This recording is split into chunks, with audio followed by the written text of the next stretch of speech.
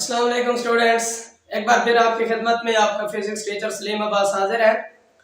Second year physics में हम chapter number 12 पढ़ रहे हैं और लास्ट क्लास में हमने इलेक्ट्रिक फील्ड को डिस्कस किया था। स्टूडेंट्स, आज की क्लास में हम जो टॉपिक डिस्कस करने वाले हैं that is electric field lines. बेटा, एक बात तो आपने हमेशा ज़हन में रखनी होगी कि कोई भी टॉपिक जब हम पढ़ते हैं तो उसके साथ उसके पिछले टॉपिक का बहुत ज्यादा रिलेशन होता है, इसलिए आपको ये वाला टॉपिक पढ़ने से पहले कुछ चीजें पिछले टॉपिक की जरूर समझनी पड़ेंगी। सबसे पहले आप जरा याद करें कि पिछले टॉपिक में मैंने आप लोगों को इलेक्ट्रिक फील्ड के मुताबिक समझाया था कि अगर कोई एक चार्ज के करीब कोई दूसरा चार्ज पड़ा हुआ है तो उस चार्ज के गिर्द कोई ना कोई फील्ड होता है जिसमें कोई भी दूसरा चार्ज आएगा तो वो उसके ऊपर एक फोर्स एक्सर्ट करेगा।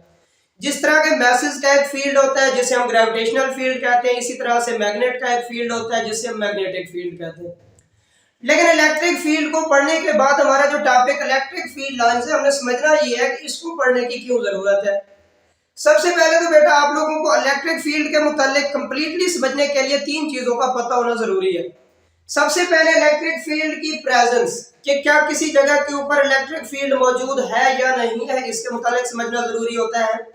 दूसरी चीज हमें उस फील्ड की स्ट्रेंथ का पता होना चाहिए कि मीन के जिस जगह पे फील्ड मौजूद है उसके किसी भी पॉइंट के ऊपर फील्ड की स्ट्रेंथ यानी मैग्नीट्यूड या इंटेंसिटी कितनी है। और थर्ड वन हमें चीज को समझने की जरूरत है कि जो इलेक्ट्रिक फील्ड होता है, क्योंकि ये वेक्टर क्वांटिटी होती है, वेक्टर होता है, इसलिए हमें ये समझना पड़ेगा कि इसकी डायरेक्शन क्या होती है। इट मीन के इलेक्ट्रिक फील्ड के मुतालिक कंप्लीटली स्टडी करने के लिए हमें तीन चीजों का पता होना चाहिए। First of all presence, second magnitude और थर्ड वन जो है वो उसकी डायरेक्शन है। तो इसलिए हमने जो पिछले टॉपिक में पढ़ा था मैंने आप लोगों को इलेक्ट्रिक फील्ड के दो मेथड बताए थे। एक मैंने बताया था क्योंकि हमारा जो इलेक्ट्रिक फील्ड होता है ये एक इमेजिनरी फील्ड होता है, मीन के हमें नजर तो नहीं आ रहा होता, इसलिए अगर हमने उसको पढ़ने के लिए या पढ़ाने के लिए समझना है तो हमें किसी न किसी जगह पे ड्रा करना पड़ेगा। तो ड्रा करने के लिए मैंने दो मेथड आपको समझाए थे। एक मैंने एक सर्कल फील्ड बनाया था इस टाइप का, और एक मैंने आप लोगों को डॉट डिस्ट्रीब्यूशन मेथड बताया था कि इलेक्ट्रिक फील्ड को शो करने के लिए ये दो मेथड पिछली क्लास में मैंने पढ़ाए थे। आज मैंने उसी के साथ एक और मेथड भी बनाया हुआ है, ये जो फील्ड लाइंस की फॉर्म में बनाया हुआ है। इन्हीं चीजों की बुनियाद पर पहले हम ये समझ लेते हैं कि फील्ड लाइंस बेसिकली क्या होती है, फिर उसके बाद हम इसके आगे स्टडी करेंगे। तो सबसे पहले बेटा आप लोगों ने ये देखना है कि ये जो तीनों मेथड्स हैं इन तीनों मेथड का थोड़ा कंपैरिजन कर लेते हैं कि कौन सा मेथड इनमें से ज्यादा अच्छा है। सबसे पहले ये सर्कल फील्ड देखें। अब बेटा ये जो सर्कल फील्ड है ये आपको क्या बता सकते हैं।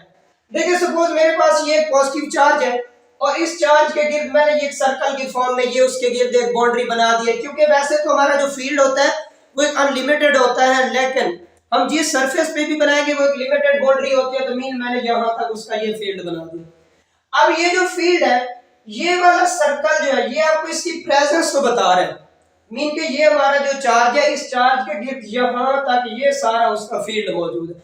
मीन इस फील्ड के अंदर यहाँ पे कोई भी दूसरा चार्ज ले आएंगे तो ये वाला चार्ज उसके ऊपर एक फोर्स एक्सर्ट करेगा। तो इसका मतलब ये हुआ कि ये जो सर्कल फील्ड है ये हमें इसकी प्रेजेंस बता सकता है। तो मैं ये कुछ चीजें यहाँ पे टिक कर लेता हूँ कि मीन मेरा जो सर्कल फील्ड होता है ये हमें किसी भी चार्ज के गिर्द फील्ड की प्रेजेंस बता देता है, यानी मौजूदगी बता सकता है। ठीक है कि फिर दूसरी चीज क्या कि ये वाला फील्ड हमें उसकी स्ट्रेंथ बता सकता है या नहीं बता सकता। तो देखिए बेटा अब स्ट्रेंथ के लिए हमें ये देखना होगा कि यहाँ पे यानी डिफरेंट पॉइंट्स के ऊपर एक चार्ज यानी एक टेस्ट चार्ज अगर ले तो उसके ऊपर कितनी फोर्स एक्सर्ट करता है। तो इट मीन ये तो क्योंकि बिल्कुल मैंने ब्लैक सरफेस बनाई हुई है तो यहाँ पे मुझे कुछ भी पता नहीं चल सकता कि यहाँ पे इस पॉइंट पे यानी डिफरेंट पॉइंट्स के ऊपर इसकी जो स्ट्रेंथ है फील्ड की वो कितनी है। इट मीन ये जो हमारा सर्कल फील्ड है ये हमें प्रेजेंस तो बता सकता है लेकिन ये हमें फील्ड की स्ट्रेंथ के बारे में कोई भी वजाहत नहीं कर सकता। थर्ड वन चीज क्या है, डायरेक्शन। अब क्योंकि हमारा जो फील्ड होता है ये एक वेक्टर होता है, इसके लिए यहाँ पे हमें भी डायरेक्शन के बारे में भी कोई नहीं पता चल रहा, मीन के ये आउटवर्ड है इनवर्ड है, यानी जो डायरेक्शन ऑफ फील्ड है वो भी हमें सर्कल फील्ड नहीं बता सकता। तो अगर आपको एक एडवांटेजेस या डिसएडवांटेज के बारे में कोई पूछा जाए कि सर्कल फील्ड जो है वो आपको क्या क्या मालूमात दे सकता है, तो सर्कल फील्ड सिर्फ और सिर्फ हमें प्रेजेंस बता सकता है। इसके अलावा जो सर्कल फील्ड होता है वो ना तो हमें उसकी मैग्नीट्यूड यानी स्ट्रेंथ बता सकता है और ना ही हमें उसकी डायरेक्शन के मुताबिक कुछ बता सकता है। तो इसके मुताबिक अगर हम एक दूसरा जो मेथड पढ़ा था डार्ट डिस्ट्रीब्यूशन मेथड, वो देख लेते हैं। अब स्टूडेंट्स, डार्ट डिस्ट्रीब्यूशन मेथड में मैंने आपको कहा था कि सर्कल में तो हमें सर्कल बनाना है, लेकिन डार्ट डिस्ट्रीब्यूशन मेथड में आपने उस चार्ज के गिर्द एक मुख्तलिफ यानी कि डार्ट्स बना लेने, और ये जो डार्ट्स होते हैं किसी भी पॉइंट के ऊपर जो डार्ट की डेंसिटी होती है वो आपको स्ट्रेंथ बताती है। सबसे पहले अगर इस चार्ज को देखें, इस चार्ज के गिर्द ये मैंने डार्ट्स बनाए हुए, अब ये डार्ट्स आपको प्रेजेंस को बता रहे हैं, मीन के ये डार्ट्स बताते हैं कि यहाँ पे जहां जहां तक ये डार्ट्स मौजूद है, इट मीन वहां तक हमारा इलेक्ट्रिक फील्ड मौजूद है। तो हमें ये भी पता चल गया, भी ठीक है, ये भी हमें प्रेजेंस बता देता है। लेकिन स्ट्रेंथ जो हमें सर्कल फील्ड ने नहीं बताई थी, क्या वो ये हमें बता सकता है? तो नहीं बता सकता बेटा। डार्ट डिस्ट्रीब्यूशन मेथड में मैंने आपको यही कहा था कि किसी भी पॉइंट के ऊपर जो डार्ट डेंसिटी होती है वो स्ट्रेंथ ऑफ इलेक्ट्रिक फील्ड बता रही होती है। मीन कि अगर आप इस करीब करीब देखें तो डार्ट डेंसिटी ज्यादा है। जब डार्ट डेंसिटी यहाँ पे ज्यादा है तो इसका मतलब ये हुआ कि यहाँ पे जो इलेक्ट्रिक फील्ड होगा वो स्ट्रांग होगा। लेकिन अगर आप जो दूर जाए तो डार्ट डेंसिटी कम हो रही है। अब जब डार्ट डेंसिटी यहाँ पे कम हो रही है तो इसका मतलब ये हुआ कि वहां पे जो स्ट्रेंथ ऑफ इलेक्ट्रिक फील्ड है वो वीक है। तो इसका मतलब ये हुआ कि हमारा जो डार्ट डिस्ट्रीब्यूशन मेथड है ये हमें थोड़ा बहुत स्ट्रेंथ के मुतालिक भी बता देता है। तो इसका मतलब ये हुआ कि ये वाला मेथड जो है ये सर्कल फील्ड से थोड़ा सा बेहतर है। क्यों? क्योंकि सर्कल फील्ड हमें सिर्फ और सिर्फ क्या बताता था?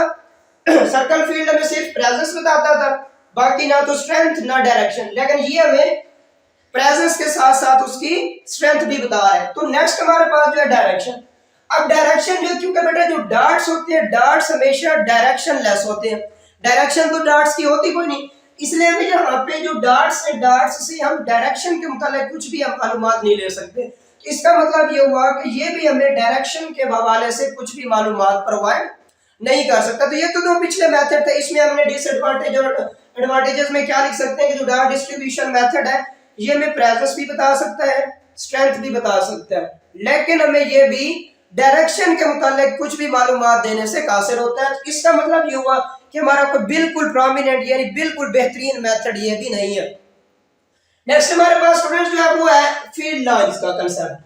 अब यहाँ पे मैंने आपके सामने एक सपोज पॉजिटिव चार्ज है और इसके गिर्द मैंने ये सारी कोई लाइंस बनाई हुई है। बेटा ये जो लाइंस की प्रेजेंस होती है यानी ये लाइंस भी आपको फील्ड की प्रेजेंस बता रही होती है। अगर किसी चार्ज के गिर्द ये लाइंस बनी हुई है तो ये लाइंस आपको ये बता रही है कि इस चार्ज के गिर्द हमारा फील्ड मौजूद है। इसका मतलब ये हुआ कि ये जो फील्ड लाइंस का कंसेप्ट है ये हमें प्रेजेंस ऑफ इलेक्ट्रिक फील्ड भी बताता है। नेक्स्ट अगर आप इसकी स्ट्रेंथ को देखें तो बेटा जो स्ट्रेंथ ऑफ इलेक्ट्रिक फील्ड होती है, अब अगर आप लाइंस के मुताबिक स्ट्रेंथ ऑफ इलेक्ट्रिक फील्ड देखेंगे, सपोज मैं इस पॉइंट के ऊपर अपनी स्ट्रेंथ देखना चाहता हूं या इस पॉइंट पे, तो जो अगर आप इस चार्ज के करीब देखेंगे तो करीब करीब ये जो लाइंस इलेक्ट्रिक फील्ड लाइंस हैं ये एक दूसरे के करीब होती हैं। लेकिन जो आप इस चार्ज से दूर जाएंगे तो ये इलेक्ट्रिक फील्ड लाइंस जो होती हैं ये वहां से एक दूसरे से दूर होती जाती है। तो बेटा ये जो लाइंस है अगर दो लाइंस किसी पॉइंट पे एक दूसरे के करीब है तो वो यहाँ पे ये बता रही होती है कि इलेक्ट्रिक फील्ड लाइंस हमारा स्ट्रांग होगा, सॉरी इलेक्ट्रिक फील्ड जो होगा वो स्ट्रांग होगा। लेकिन जहाँ पे ये इलेक्ट्रिक फील्ड लाइंस एक दूसरे से दूर होगी वो हमें ये बताएगा कि यहाँ पे जो इलेक्ट्रिक फील्ड है वो वीक होगा। तो इसका मतलब ये होगा कि हमारा जो फील्ड लाइंस का कंसेप्ट है ये हमें प्रेजेंस भी बताता है, सेकंड नंबर पे ये हमें स्ट्रेंथ भी बताता है, क्योंकि जहां पे भी ये लाइंस एक दूसरे के करीब होंगी वहां पे स्ट्रेंथ जो है वो सॉरी फील्ड की जो स्ट्रेंथ है वो स्ट्रांग होगी, और जहां पे एक दूसरे से दूर होंगी वो फील्ड वहां पे वीक होगा। नेक्स्ट हमारे पास जो थर्ड वन है वो है डायरेक्शन। अब बेटा ये जो हमारा फील्ड लाइंस का कंसेप्ट है इसमें अगर देखें तो मैंने इनके ऊपर कुछ एरो के साइन लगाए हुए हैं। ये एरो साइन दरअसल आपको एक फील्ड की डायरेक्शन इंडिकेट कर रहे होते हैं, क्योंकि हमारा जो इलेक्ट्रिक फील्ड है ये एक वेक्टर है और यहाँ पे मैंने अगर आउटवर्ड बनाए हुए हैं, कुछ केसेस में ये आउटवर्ड होगा कुछ में इनवर्ड होगा, तो मैंने किसी एक स्पेशल केस को यहाँ पे बनाया हुआ है। तो सपोज मैं कह रहा हूँ कि हमारे पास अगर ये एरो की जो डायरेक्शन है ये दरअसल आपको फील्ड की डायरेक्शन बता रही होती है। तो इसका मतलब ये होगा कि हमारा ये जो फील्ड लाइंस का कॉन्सेप्ट है ये हमें तीनों लिहाज से प्रेजेंस, स्ट्रेंथ एंड डायरेक्शन हर हवाले से ये इंफॉर्मेशन प्रोवाइड कर रहा होता है। तो इसका मतलब ये हुआ कि जो इलेक्ट्रिक फील्ड लाइंस का कॉन्सेप्ट है ये भी एक किस्म का इलेक्ट्रिक फील्ड ही कॉन्सेप्ट है, लेकिन इस फील्ड लाइंस में हमने उन दोनों मेथड से ये अच्छा है। क्यों? क्योंकि ये हमें डायरेक्शन भी बता रहा है, ये हमें प्रेजेंस भी बता रहा है और ये हमें स्ट्रेंथ भी बता रहा है। तो फील्ड लाइंस को दरअसल बेटा आप लोग इलेक्ट्रिक फील्ड का ही कॉन्सेप्ट समझे, और इलेक्ट्रिक फील्ड लाइंस ये तो बताती है। अब इलेक्ट्रिक फील्ड लाइंस दरअसल होती क्या है, आपकी बुक के अकॉर्डिंग ही मैंने कुछ चीजें यहाँ पे बता रहा हूँ जिनको आपने लिखना है बेटा। सबसे पहले हम देख लेते हैं कि इलेक्ट्रिक फील्ड लाइंस की डेफिनेशन क्या होती है। आपकी बुक का जो टॉपिक है उसके फर्स्ट पेज पे जो चीज मेंशन है उसी को मैं यहाँ कोट करने लगा हूँ। इलेक्ट्रिक फील्ड लाइंस स्टूडेंट्स आपको ये एक विजुअल रिप्रेजेंटेशन बताती है। मीन क्योंकि इलेक्ट्रिक फील्ड हमारा एक इमेजिनरी होता है, मीन वो कोई हमें नजर तो आ नहीं रहा होता, लेकिन जहां पे आप इलेक्ट्रिक फील्ड लाइंस बना देंगे तो आप इसको फिर देख सकेंगे, यानी बता सकते हैं कि हमारा इलेक्ट्रिक फील्ड जो है वो यहाँ पे इस तरह से मौजूद है, स्ट्रांग है, वीक है, या उसकी डायरेक्शन क्या है। तो मैं इसको क्या लिख सकता हूँ, इसकी सबसे पहले जो पॉइंट मैं लिख रहा हूं वो आपको क्या बता सकते हैं जी, इट गिव्स विजुअल रिप्रेजेंटेशन, यानी कि हमारा जो इलेक्ट्रिक फील्ड लाइंस होती हैं ये आपको विजुअल रिप्रेजेंटेशन प्रोवाइड करती है, जिसके जरिए हम इलेक्ट्रिक फील्ड को समझ पाएंगे, देख पाएंगे, यूं समझ लें। नेक्स्ट आपके पास बेटा इसकी जो एग्जैक्ट डेफिनेशन बुक वाले लिखी होगी वो कहता है कि ये आपके पास एक मैप है, वाकई एक मैप है जो हमें क्या बता रहा है, जो हमें इंफॉर्मेशन दे रहा है about presence, strength and direction. तो इसकी जो डेफिनेशन है मैं इसको क्या लिख सकता हूं, वो लिख सकते हैं जी कि it is defined as the map, यानी एक मैप है प्रोवाइडिंग, जो हमें क्या प्रोवाइड करता है जी, providing information about intensity, presence, intensity mean strength and direction of electric field. Mean के हमें जो इलेक्ट्रिक फील्ड लाइंस है ये एक मैप है जो हमें इंफॉर्मेशन प्रोवाइड करता है about presence of electric field, strength of electric field and direction of electric field. अब नेक्स्ट आपके पास इसके रिलेटेड जो कुछ समझने वाली चीजें हैं जो मैं यहाँ पे कोड करने वाला हूँ। सबसे पहले एक बड़ा इंपॉर्टेंट एमसीक्यूज टाइप क्वेश्चन आता रहता है इसके रिलेटेड, वो ये आता है कि ये जो कॉन्सेप्ट है इलेक्ट्रिक फील्ड लाइंस का ये किसने प्रोवाइड किया था। स्टूडेंट्स जो इलेक्ट्रिक फील्ड लाइंस का कॉन्सेप्ट है ये बड़ा इंपॉर्टेंट एमसीक्यूज है, ये प्रोवाइड किया था माइकल फैराडे ने। किसने बेटा, माइकल फैराडे ने। This concept was proposed by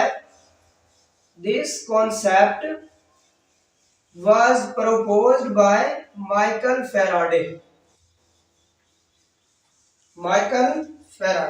बड़ा इंपॉर्टेंट एमसीक्यूज है, इसको मैं बार बार इसीलिए लिख रहा हूं कि ये आप लोगों ने याद रखना है। This concept was proposed by Michael Faraday. अब नेक्स्ट इसके रिलेटेड आपने कुछ चीजें याद रखनी है बेटा कि ये जो इलेक्ट्रिक फील्ड लाइंस होती हैं ये किसी भी पॉइंट के ऊपर स्ट्रेंथ ऑफ इलेक्ट्रिक फील्ड तो बताती ही है, लेकिन ये किस तरह से बताएंगी। याद रखें बेटा कि किसी भी पॉइंट के ऊपर, सपोज मैं एक एग्जांपल ले लेता हूं कि ये आपके पास कुछ इलेक्ट्रिक फील्ड लाइंस है। अगर आप यहां पे देखें तो इलेक्ट्रिक फील्ड लाइंस की एक काफी मिकदार मौजूद है। अब मैंने आप लोगों को अभी भी बता रहा हूं कि अगर किसी पॉइंट पे इलेक्ट्रिक फील्ड लाइंस की तादाद ज्यादा होगी तो उसका मतलब होगा कि वहां पे जो इलेक्ट्रिक फील्ड है वो स्ट्रांग होगा। लेकिन इसी के मुकाबले में मैं अगर एक बार फिर लेता हूं तो वो आपके पास सपोज इलेक्ट्रिक फील्ड लाइंस की तादाद कम है। अब जहां पे इलेक्ट्रिक फील्ड लाइंस की तादाद कम होगी तो इसका मतलब ये होगा कि वहां पे फील्ड वीक होगा। लेकिन हमें कैसे पता चलेगा कि इलेक्ट्रिक फील्ड स्ट्रांग है वीक है? उसके लिए आप लोगों ने क्या करना है, आप एक यूनिट एरिया ले लें, मतलब जिसका एरिया जो है वो 1 मुरबा मीटर, उसे आप इन्हीं इलेक्ट्रिक फील्ड लाइंस में किसी एक पॉइंट के ऊपर रख दें। अब सपोज आप इस पॉइंट पर रखते हैं तो आप यहाँ पे देखें कि इसमें से पास करने वाली जो इलेक्ट्रिक फील्ड लाइंस है वो ज्यादा है। अब जब इलेक्ट्रिक फील्ड लाइंस यहाँ से पास करने वाली जो लाइंस है वो ज्यादा होंगी तो इसका मतलब ये होगा कि यहाँ पे इलेक्ट्रिक फील्ड जो होगा वो स्ट्रांग होगा। अब मैं ऐसा करता हूँ कि इसी यूनिट एरिया को मैं किसी एक और पॉइंट पे ले जाता हूँ ऊपर। अब जब मैं इसको उस पॉइंट पे ले जाता हूँ स्टूडेंट्स तो यहाँ पे आप देखें कि उसमें से पास करने वाली जो इलेक्ट्रिक फील्ड लाइंस की तादाद है वो कम है। अब जब इलेक्ट्रिक फील्ड लाइंस की तादाद कम होगी तो इसका मतलब ये हुआ कि वहां पे इलेक्ट्रिक फील्ड जो है वो वीक होगा। तो इसका मतलब मैं क्या कह सकता हूं कि किसी भी पॉइंट के ऊपर जो इलेक्ट्रिक फील्ड लाइंस की तादाद जो किसी यूनिट एरिया में से पास कर रही होती है वो ये बताती है कि वहां पे इलेक्ट्रिक फील्ड स्ट्रेंथ ज्यादा है या कम है। अगर लाइनों की तादाद ज्यादा पास करेगी तो इसका मतलब होगा वहां पे इलेक्ट्रिक फील्ड स्ट्रेंथ जो है वो ज्यादा होगी, और अगर आपके पास किसी पॉइंट पे यूनिट एरिया में से पास करने वाली इलेक्ट्रिक फील्ड लाइंस की तादाद कम होगी तो वो शो करेगी कि वहां पे इलेक्ट्रिक फील्ड जो है वो वीक है। ये वाली बात आपकी बुक में दी हुई है तो इसी को मैं कुछ यहाँ पे लिख देता हूं कि बड़ा इंपॉर्टेंट टर्म है ये कि electric field lines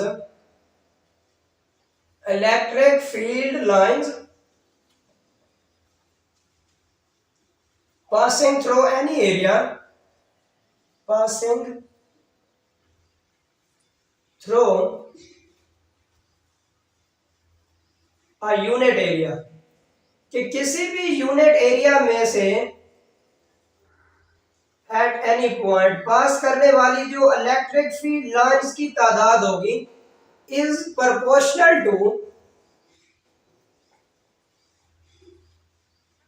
strength of electric field. Mean कि आपने जब भी किसी पॉइंट पे इलेक्ट्रिक फील्ड स्ट्रेंथ फाइंड करनी है तो स्ट्रेंथ ऑफ इलेक्ट्रिक फील्ड तो आपने क्या करना है बेटा, वहां पे यूनिट एरिया में से पास करने वाली इलेक्ट्रिक फील्ड लाइंस की तादाद निकाले, उसी से आप अंदाजा लगा पाएंगे कि हमारा जो फील्ड है वो वहां पे स्ट्रांग होगा या वीक होगा। ये बात आपकी बुक में हाईलाइट करके दी हुई है, इसको समझ लेंगे। इसके बाद बड़ी इंपॉर्टेंट टर्म है बेटा, वो ये है कि ये जो इलेक्ट्रिक फील्ड लाइंस है इसे लाइंस ऑफ फोर्सेस भी कहा जाता है। अब लाइंस ऑफ फोर्सेस कैसे कहते हैं वो जरा सुने, एग्जांपल ले लें उसकी कि सपोज मैं आपके सामने ये एक फील्ड लाइन बनाता हूं। इस फील्ड लाइन में देखिए आप, मैंने एक एरो बनाया हुआ है और ये एरो दरअसल क्या शो कर रही है, फील्ड लाइन की डायरेक्शन को शो कर रहा है।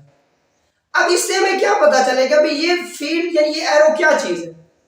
बेटा अगर आप एक टेस्ट चार्ज लेके आ जाते हैं और उसे किसी पॉइंट चार्ज के फील्ड में रखते हैं, अब ये टेस्ट चार्ज उसी डायरेक्शन में मूव करेगा जिस डायरेक्शन में इसके ऊपर फोर्स अमल करेगी।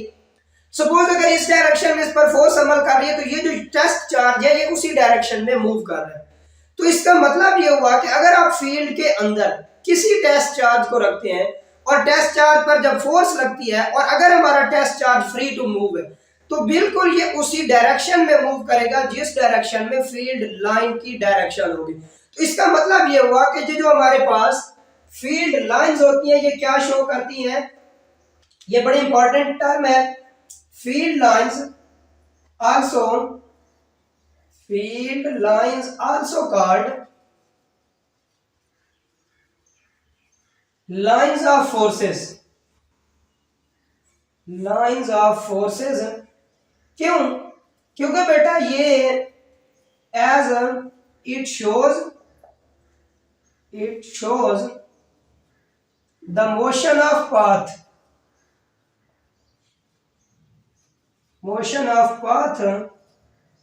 of a test charge, free test charge